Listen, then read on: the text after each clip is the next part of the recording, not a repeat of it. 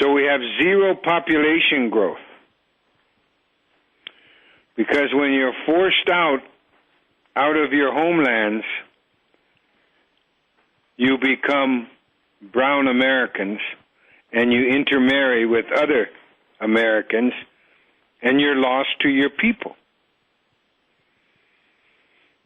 Yes. So through forced relocation and through the food program, we have reached the point of extinction.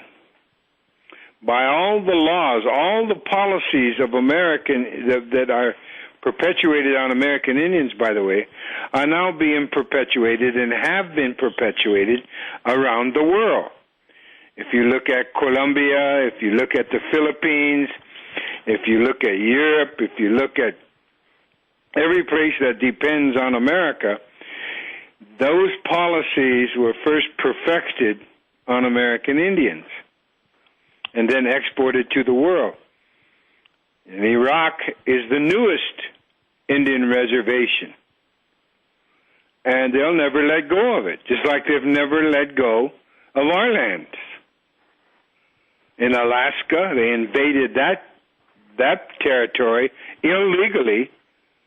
They never bought Alaska from Russia. They only bought the rights to take over the trading centers that Russia had established along the seacoast of Alaska. So they stole Alaska from us. They stole America from us illegally, stole our lands. Now they're stealing our life. Now they're stealing our future. They won't allow us to speak our language, and they just cut all language programs from the Department of Education budget. So now the fluent speakers of my nation, the Lakotah, also known as Sioux Indians, the fluent speakers' average age is 65 years, which means we're about to lose our language. When we lose our language, they have robbed us of our spirit, and they have taken our lives, our taste. They have taken our taste out of our mouths. Mm-hmm. So we can no longer accept that. We can no longer accept the genocidal strangulation of our people. So we had treaties with the United States government, my people, the Lakotah.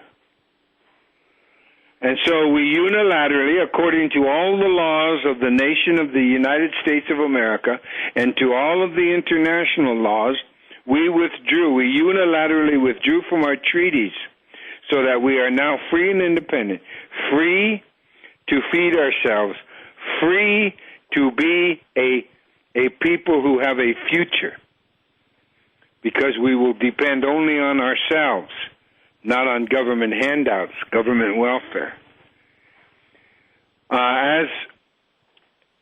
So as we speak, eventually in the international community, we will be going to the World Court with a charge of genocide against the United States of America, because we have the proof from their own records, just like the Nazis kept a record of their genocide, just like Turkey kept a record of their genocide against the Armenians.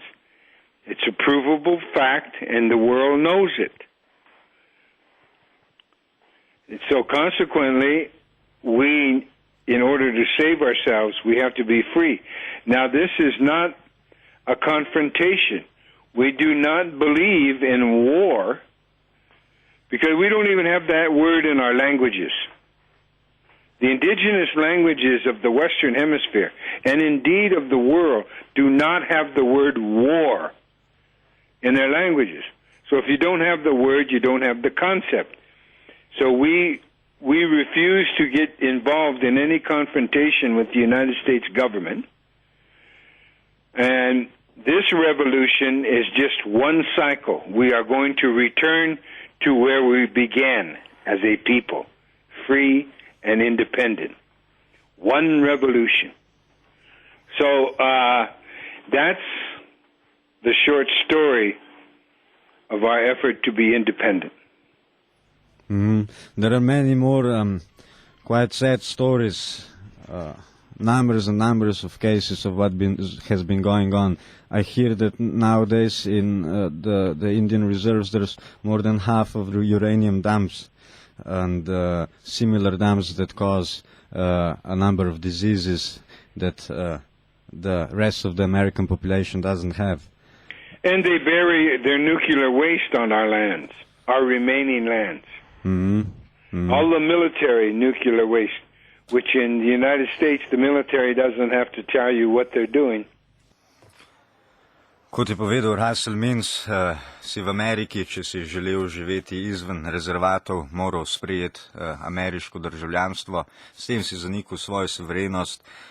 To pa je jasno zato, ker pač Lakote nikoli niso podpisali nobenega sporazuma o predaji svoje suverenosti Američanom, kar je v nasprotju recimo z Maori v Novi Zelandiji, ki so pred dnevi ravno kar podpisali nov dogovor, po kateremu pač novozelandska vlada želi povrniti nekaj od tistega, kar je kršila glede na tisti dogovor in jim povrnila več 100,000 hektarjev zemlje.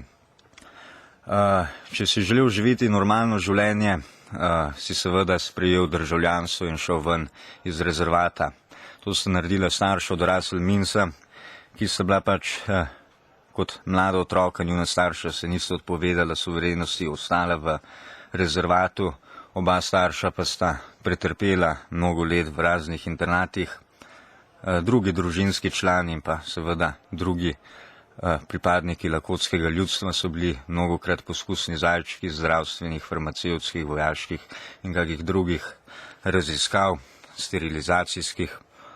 In tako sta starša Russell Meansa sprejela ameriško državljanstvo in zapustila rezervat, kjer je tudi pač torej izven svojega originalnega okolja odraščal Russell Means. Kako je to na njega vplivalo in pa na ponovn porod aktivizma za pravice indijancev v 70-ih letih? Well, not only me, but everyone. You know, the boarding school process, began in the 1890s. We were forced into boarding schools.